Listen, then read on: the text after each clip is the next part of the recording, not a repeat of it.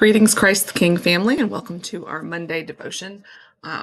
This week, I will be heading to Chicago on Wednesday, Thursday of this week to participate in the annual Deaconess Assembly, which is our annual business meeting of the Deaconess community. This year, I'm the chair of the assembly, so I have lots of responsibilities, but it is always good to gather with my sisters.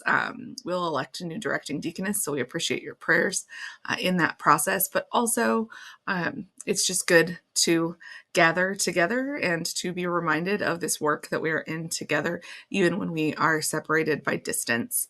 I was looking through my one of my books this week called Remind Me Again, Poems and Practices for Remembering Who We Are by Joe Davis.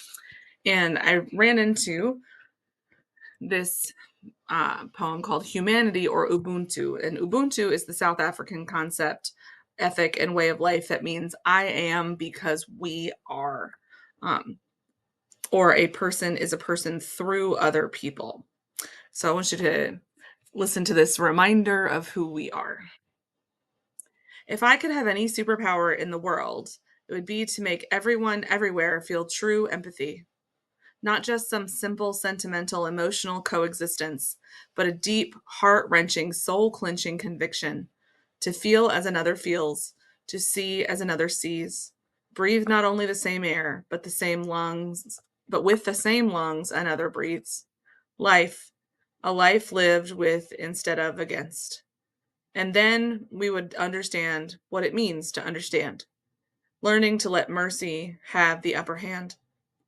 Not splintered in self-centeredness, but our family's reunion, remembering and remending into an interdependency so intimately linked we begin to befriend even our enemies. As the strong defend the weak, vowing to empower the gentle and the meek.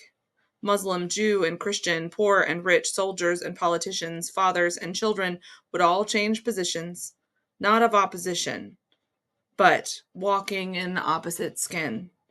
Likewise, eyes exchanging visions until we bear the single burden of sharing the same difference.